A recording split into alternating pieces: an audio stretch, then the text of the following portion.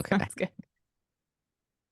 All right. So I have Sierra Smith on here. She is one of my fleet drivers, and we're just going to talk a little bit about Hivemapper today and what's going on in the fleet and what's going on in the Hivemapper ecosystem. Welcome aboard. Yeah, thanks for having me on. And it's been, it's been fun to be a part of the fleet and get some experience with the Hivemapper thing. And so much so that I ended up buying my own cam. When it will come in, I have no idea, but I'm excited at least to, be mapping and we can hash out some of the ups and downs of being in the Hivemapper project. All right. So a lot of my fleet members still just haven't quite figured this out, and you're a little bit more tech savvy than some. When you got your cam, what was like the biggest things that like you struggled with or figuring out just setting up for the first time?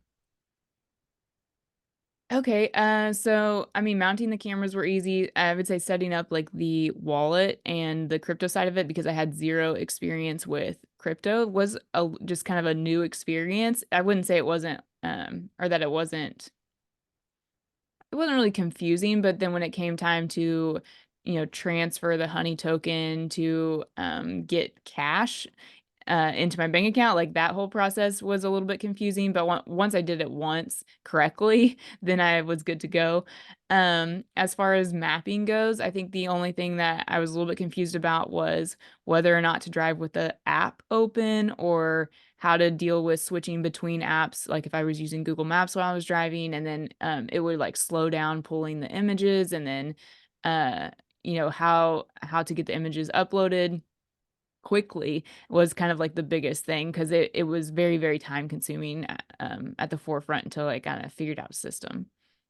Yeah, I think that's the biggest problem I'm having with my fleet is and I miss this setting up and talking to people about it because I have CarPlay in my cars. So I can leave my app open when I'm driving. And if you leave your app, the Honey Hivemapper app open when you're driving, the images from the left-hand side where they're in your queue move over to the phone while you're driving. So they move over to that middle section, which is great. That's obviously the most ideal because then when you stop, you don't have to go upload those images in your car.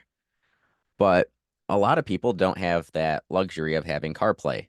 So they're using their maps on their phone. And then, if you have a long drive and if you have a drive where you're going a couple states over, that could be an hour plus of time just uploading the images from your queue to your phone, right? Right. Yeah. So we're trying to Um, get systems in place to help that out, but it's yeah, early. which I Yeah. Go ahead. yeah, I ended up, a couple of times just leaving my phone in the car once I got to my destination.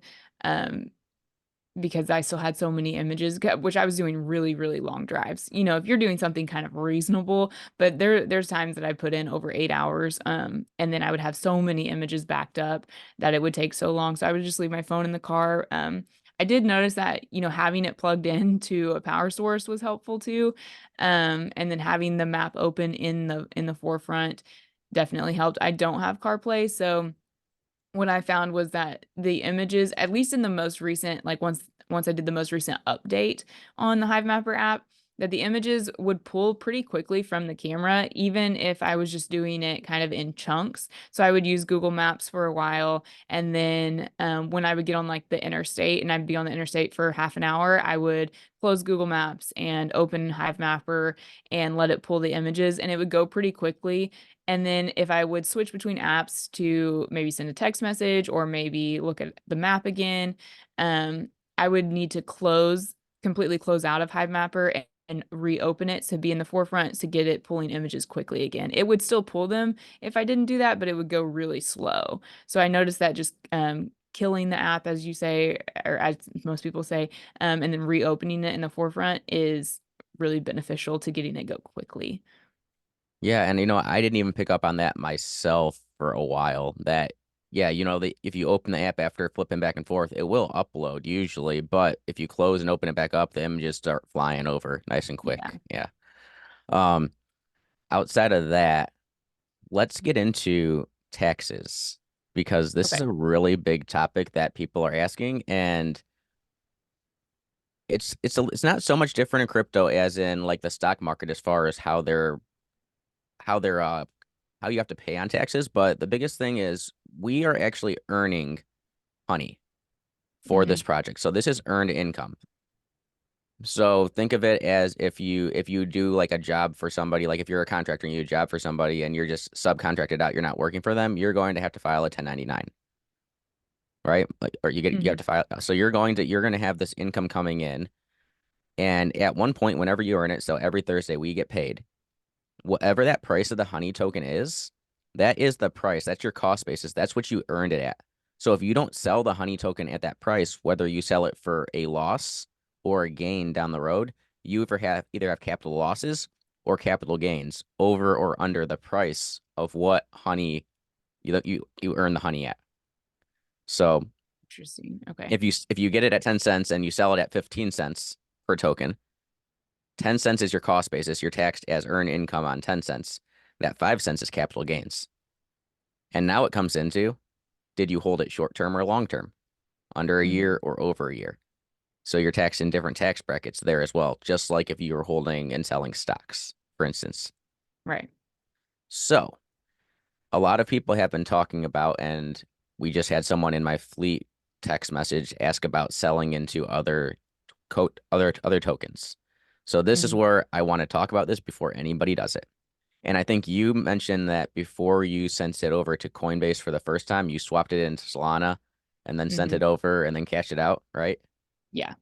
So when you sell, say, honey for Solana, you sold honey at X price. So whether you have capital gains or not, or if you sold at the price you earned it at, that's a sale. Doesn't matter if you sell it into dollars or another cryptocurrency. Hmm. So now, say Solana goes to zero on whatever you sold it into. Not that it happens, but say that goes to zero, you still have your tax ramifications on whatever you sold the honey at. Okay. So whatever your earned income is, whatever your capital gains or losses are, when you sold that honey, it doesn't matter what you sold it into, you have to pay taxes on that sale. That's what you're Right. what you're claiming. So then if you swap it into Solana and that goes up or down, now you have a new cost basis when you acquired the Solana token, whether that goes up and down. So the more and more you start swapping in and out of tokens, it gets very confusing for tax purposes. Hmm. Um, and before we even get to pushing this over to Coinbase or other different tokens, I do want to say that right now, since we do use the Phantom wallet, that's what they pay us on. There is no tax accounting software that can link up to. They claim that we're supposed to have that this year. So like I use CoinLedger for all of my crypto taxes. And then you can just take a CSV file and pop it right into there and it brings all your transactions for the entire year. Hmm. So it fixes all the problems of what I'm doing right now in spreadsheets, but I'm still doing everything I am in spreadsheets because I'm not gonna, they don't guarantee that they're gonna have it by tax season next year. So I want to make sure that I have records every single week. And for my whole fleet, I have the cost basis that we earned at our tokens at, but I don't have any cost basis or anything up past that. So if you sold, I don't know how long you held. So that's going to be the missing piece that all my fleet members have to fill in. But every Okay. single week, I at least have the tokens that you brought in, the cost basis that those tokens came in at, which is Okay. Which is actually one the of the earned income part yeah, of the the earned income part, equation. which is actually the biggest part of the puzzle that a lot of people miss because the further and further out you go, like you can use Coin Market Cap or Coin Gecko are probably your two best sources to pull up your history of that token. And that's what I use um every single week when we get paid. And it's easier to do it every week because one, you're updating all these transactions that come in and you've seen sometimes you have, 5, 10, 20 different payments every week. Yeah. I have to go through that for every single fleet member and all of my transactions as well. So I do it every week to keep up on it. And because the further out you go, the harder it is to get down to like the minute or the hour that you earn that token at. Right. Yeah. I was going to say, because even sometimes like what we earn it at, even if I sell out, cat to Coinbase and sell by the next, 12 hours, sometimes the price is different, right? Yeah, I So mean, it could change 15, 20% in 12 hours without a problem. yeah. Like, So yes, so it gets a little tricky, but what's nice is like Coinbase integrates to the tax accounting software that I use, and it's rather cheap. Like I think you're going to be like the lower package is like $50 a month, or 50 sorry $50 for the whole tax year, and it tracks Okay. your whole entire portfolio. So realistically, for the time it saves you, it really makes sense. I use that because I have exchanges and wallets all over the place, and for all my other cryptocurrency. So it makes sense for me to pay them. I have to pay a higher package because I have so many transactions. But with this, it's I'm really hoping that Phantom gets integrated to CoinLedger because it makes all this so much easier. And if they do integrate, I'm stopping doing what I'm doing every week because it's going to save me so much time because I know I have an integration source.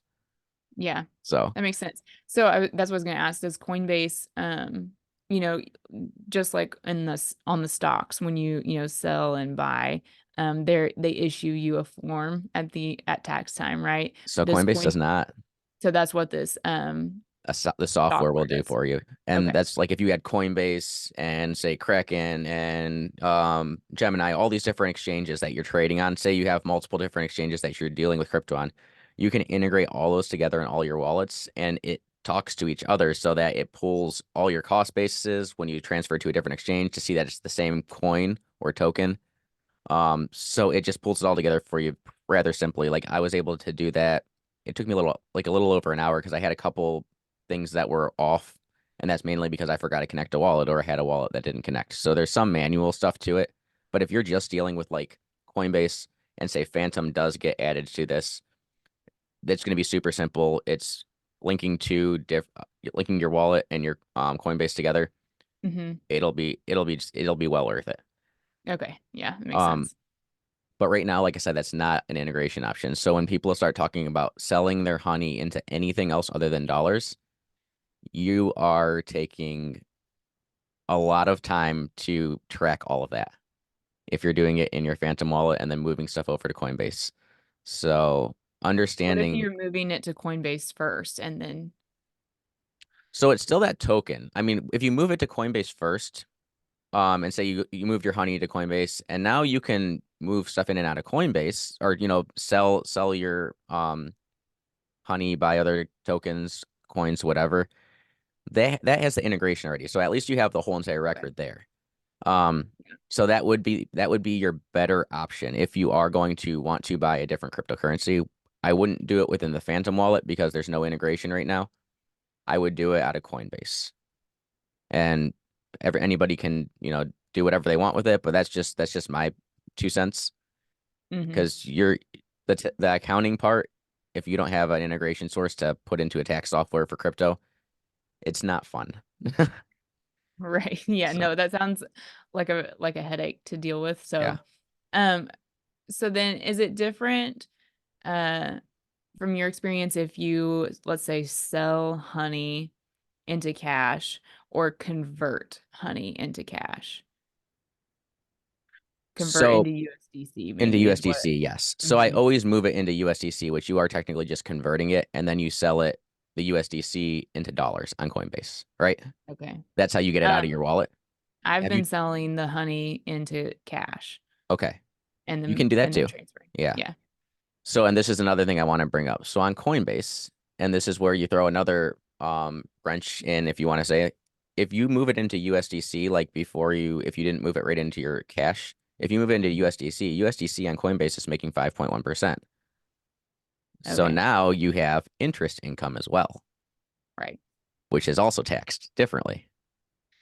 Yeah. So, um, you can or can't you can do that if you want, but that's just another wrench in the tax code that they're going to get every any penny they can out of you. So, I think moving it into cash is the smartest bet. If you want to be simple. So, if you want to have less problems at the end of the year, selling it for your honey right into cash is probably the easiest thing possible on Coinbase. All right, that makes a lot of sense. I mean, it's nice to hear someone's experience going through that, since I've never had a crypto currency on a tax return yet. So that's definitely another factor to complicate things. Yeah. And what's nice about like if you plug it all into Coin Ledger, what's really nice about it is it spits you out the whole entire code, your capital gains, your or capital losses if you have them, your earned income, your interest income, staking income, all these different things, they'll spit that out for you, so you know where they have to go on taxes. Then it's just the point that you have to figure out where they have to be, um, where you how you have to file that. I have my CPA do all that, but I just give him my whole entire report and he knows what to do with it. But if you're Okay, doing your own taxes, you have to figure out where you're putting each income source or capital gain or capital loss. right. Um, but yeah, so I really did want to stress this because this just came up. Yeah, it's like buying in and out of different cryptocurrencies in the Phantom wallet, probably not the best scenario for somebody new right now. Coinbase, you have more options because now we have integration possibilities that are already there. Yeah, So no, that's good to know. And hopefully Phantom gets added to the Coin Ledger thing. I really hope that because that's going to save me like an hour to 2 hours a week of not uploading all of these transactions if I know that Phantom's added. So Yeah. Okay. So as far as running a fleet goes, what would you recommend to other people who are running a Hivemapper fleet when it comes to managing everyone on your team? So this is what I'm coming to now. I have a list of questions that I'm asking people before they come in now. Um, Obviously, I was always asking what people's driving patterns are. I'm also going to ask them how tech savvy they are, or have you ever done anything in cryptocurrency? Have you worked with any of these applications or wallets? Because these are apps that you're going to have to work with. Hmm. And I'm also asking people if they do have CarPlay, because that just fixes one problem. Most people only have one phone, so if they're using that for their maps, you're going to have this Hmm. upload issue. Right. And when the price of honey goes down, I'm seeing people in my fleet not upload as often, whether they think they are or not thinking they are. There's not as much of an incentive to upload those images. Hmm. So these are questions I'm asking now for people that have a fleet or that for possible fleet members. Just because I've seen the performance of my fleet not do as well as it was the first couple weeks that I was really running my fleet. So Yeah, it sounds like screening can go a long way, just like with tenants. yes. Um, So yeah. yeah, and you know, for us, I only have one phone. I don't have CarPlay, but since we have the two cams and we have two different phones set up with each cam, it allows like one of us to have, if we're together, and it allows one of us to have the, app open and pulling images and then the other being used for, maps or looking up stuff. There's always something to do or you're always on your phone. But Yeah. so that's kind of helpful if we're together. But yeah, it is definitely a kind of something you really have to stay on top of Mhm. managing while you're driving if you don't want to have a whole lot of backlog. Yeah, and I would say you're the only person that have two cams in a vehicle now. So I will not put two cams in any one person anymore because I have to rely on them to be switching the cams back and forth and uploading all that data. And Hmm. most times they have no skin in the game. So they're like, "Oh, do I want to make money this week or not?" That's pretty much what it is. Whether they think that or not, that's really like your subconscious is what it's telling you. Right. So I will only put one cam in a vehicle. I'm not going to give cams to two cams to one vehicle. And the side mounts pay less than the front mounts anyway. So Yeah. Yeah, that makes sense. So, okay, so are the people that you have in your fleet now ones that you sought out, or how did you, get the crew that you have currently? Were they people that you just knew drove a lot, so you reached out to them? Is that kind of why there's not as much motivation for them to map? I think so. I think part of it is the tech side. Like people are not just used to playing with all these different apps, and it could be overwhelming. But I did everybody in my fleet. Like I'm not the most optimized in my fleet. Like I put them in people's vehicles that I work with or I deal with. I have them in some people in real estate, contractors, realtors. So I have people's pe I have the cams in people's vehicles that are driving regularly, Hmm. and in different places. But I also put them in people's vehicles that I know because like I said, this is just a side gig for me, and I could optimize it way better. But I'd rather help somebody else out that I know and get them a little extra money while it's benefiting me as well. So. Right. I mean, I should if I was going to optimize my fleet perfectly, I would be setting or my sights on Uber drivers, Uber Eats, Lyft drivers that are driving during the day. Yeah. Because it's another thing, you're only mapping an hour after sunrise and an hour before sunset. So the Uber drivers that drive at night aren't worth anything to me. Hmm. So, Yeah. I mean, it's a great um adjacent, side hustle for delivery drivers or anyone who's doing that, especially because their routes change all day long. So, I mean, the variation of and they're driving on those neighborhood roads always seems to pay out a little better too.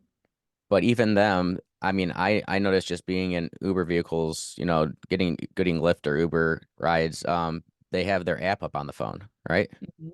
So they're not going to be able to upload while they're driving. That means I'm going to have to rely on them to upload when they get home and they're sitting in their car Yeah, that's true. Unless they had a second phone. if they I have a mean, second for a phone. lot of people that would be pretty awesome. But aren't the newer cameras, wasn't there an option that with Wi-Fi built in where you're not having to upload from your phone? Yes, so there's two different versions, and I think that version was $100 more. Hmm. Um, so that is an option, and those even though you think about it now, like when we order those cams, I think we got a 4,000 honey token bonus when we finally get them in and we start mapping. I did order one of those and two of the cheaper ones, but they were still what 549 and 649, I think. So like right now, a 4,000 honey token bonus doesn't cover the cost of the cam anymore because the token price is a lot lower. Right. Um, we jump into that too. Like I'm holding my tokens right now. I haven't sold in 5 weeks. I'm looking at the ebbs and flows of the crypto market and being through 3 cycles now. I believe that the token's definitely going to double in value, if not more. I mean, I can't say definitely, but I think it will. Probably closer to the end of the year. But I will probably start selling some off when it hits 15, 16 cents. Um, that's probably my point where I'll start selling again. So, Yeah, I when it's been below 11, I've held, but then when it's hit 11 or gotten a little closer to 12, that's when I've ended up cashing out. But otherwise, because I've been trying to cash out every week just because yeah. I know myself well enough that I will just sit on it forever and not, put the money to use. I'm like, I can put it to use or I can put it, in an account that's earning 5% at least and have it sit somewhere else. But yeah, I've when it's been below 11, I've just held it till the next week to see. Yeah.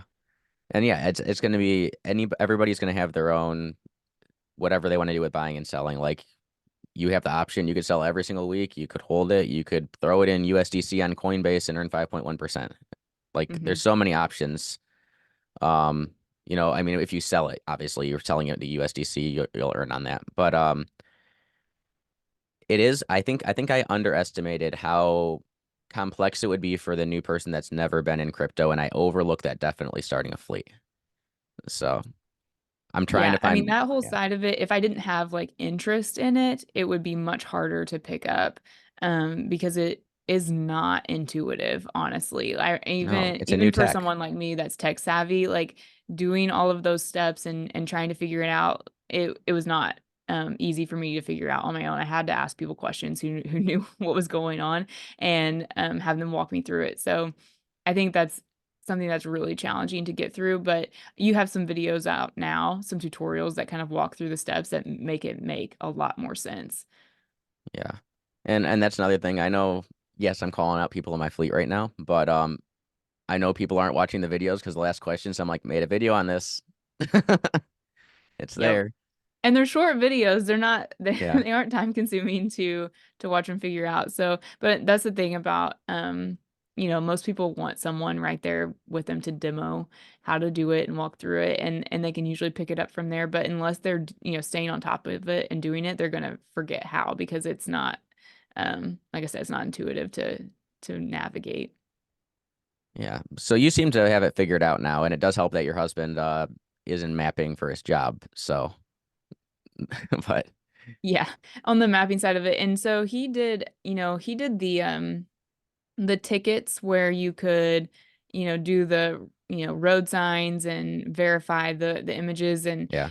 He did some of that, but the payout for that was extremely low. And I guess, previously it was a lot better, but it sounded like a lot of people had hired almost VAs and have like a team of people um working on those tickets at a time, and they're like trying to get like thousands of them done under their team. And so he was just like, yeah, that's not worth my time for sure. But No, he I did didn't a even lot of mess that with that. too. I saw that payout was so low, and I'm like, this is ridiculous. But Yeah. that's like, if you're not living in if you're living in the United States, there's no chance. If you're living in somewhere where like the currency is so devalued, then Right. it might make more sense. But Yeah. Okay, so I have one more question before we yeah, wrap up, because you said in the Fleet group text the other day that you were mapping for another project with one of your phones. yeah, gosh, I think it's called Natex.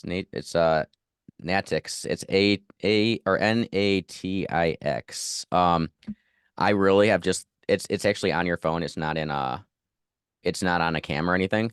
So I have Hmm. another mount set up on my front window, and I just throw my phone Okay. up there. But I will say, and this is something also I wanted to cover, is the heating issues with it coming into summer. Oh yeah. Um, my phone overheats like crazy when I do that. So I bought these little mini fans that are USB charged, and they're like 10, $15, but they'll last for like 4 hours. So I just throw that up and I have that fan blowing on my phone and it cools it so that I can kill map on my phone. But I have to figure out a fan that can clip onto our dash cams because I had one of my dash cams overheat for the first time a couple days ago. And it just They goes get black. hot anyway. Yes. Like even even without the sun out, those things get hot. Right. So now that it's getting hotter out, nobody in my fleet, including me, has mapped when it's been summer. So I'm Hmm. thinking I'm going to have to get fans out to everybody, and I have to find the most ideal one that can clip onto our mounts now, so they could be blowing on the top of the dash cam. Because our phone, all of our cams are going to overheat. There's no way I could just tell if it's this early in the year, they're going to overheat. So, Yeah. and that can't be Interesting. good for the cam either.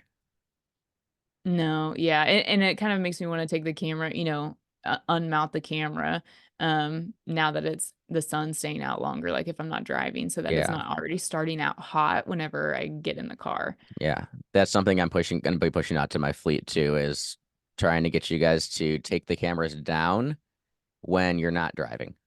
Put them in Hmm. your glove compartment, under the seat, somewhere that the sun's not beating down on it. Yeah. Because you'll think your camera's dead. That's what I thought. I'm like, I have no lights going. It's plugged in. I'm like, what the heck's going on? It was just because it was overheated. So, Yeah, I'll be on the lookout for that. I imagine that will happen soon. yeah. So I'll try to get ahead of the game and find the right mount for the dash cams that maybe I can just ship them all to people's doorsteps. So, Surely there's something. I mean, I'm guessing if you have your AC going full blast, you maybe, and you can put on the defroster on the windshield, right? And it might blow some cold air up there.